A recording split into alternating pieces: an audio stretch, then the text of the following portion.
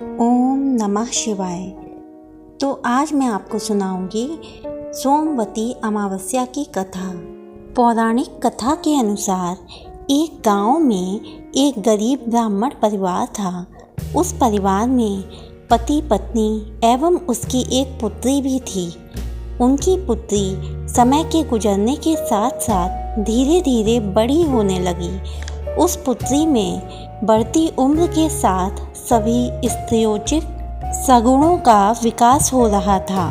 वह कन्या सुंदर, संस्कारवान एवं गुणवान थी, परंतु गरीब होने के कारण उसका विवाह नहीं हो पा रहा था। एक दिन उस ब्राह्मण के घर एक साधु महाराज पधारे। साधु उस कन्या के सेवा भाव से अत्यधिक प्रसन्न हुए।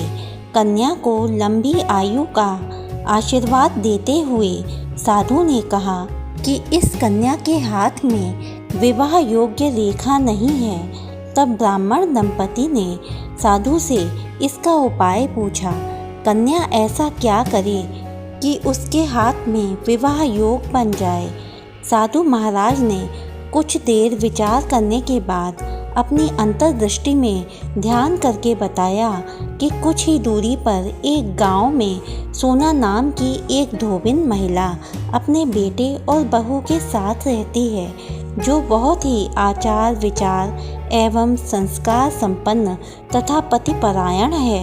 यदि यह सुकन्या उस धोबिन की सेवा करे और वह महिला इसकी शादी में अपनी मांग का सिंदूर लगा दे तथा उसके बाद इस कन्या का विवाह हो जाए तो इस कन्या का वैधव्य योग मिट सकता है। साधु ने यह भी बताया कि वह महिला कहीं बाहर आती जाती नहीं है।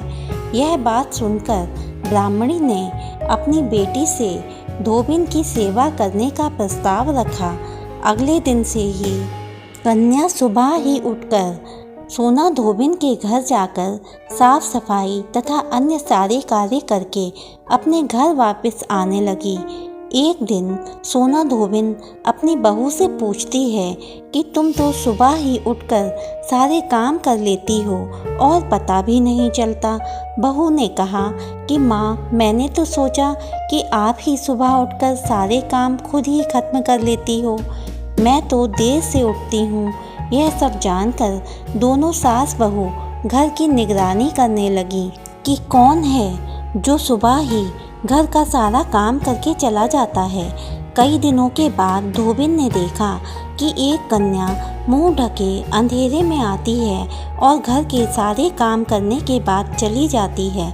जब वह जाने लगी तो सोना धोबिन उसके पैरों पर गिर पड़ी और पूछने लगी कि आप कौन हैं और इस तरह छुपकर मेरे घर की चाकरी क्यों करती हैं। तब कन्या ने साधु द्वारा कही गई सारी बात बताई। सोना धोबिन पतिपरायण थी, अतः उसमें तेज था। वह तैयार हो गई। सोना धोबिन के पति थोड़ा अस्वस्थ थे। उसने अपनी बहू से अपने लौट आने तक घर पर ही रहने को कहा था।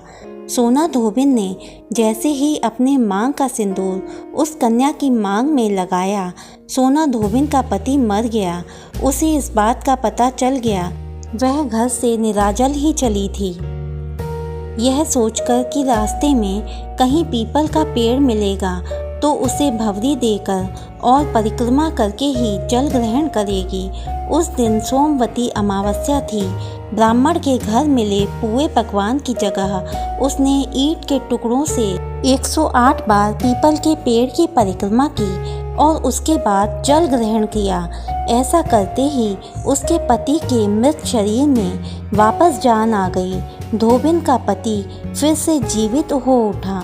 तभी से इस कथा के बिना सोमवती अमावस्या की पूजा अधूरी मानी जाती है। इस व्रत कथा और पूजन से सौभाग्यवती महिलाओं का सौभाग्य अखंड रहता है और कुंवारी कन्याओं को मनचाहा वर प्राप्त होता है। ओम नमः शिवाय।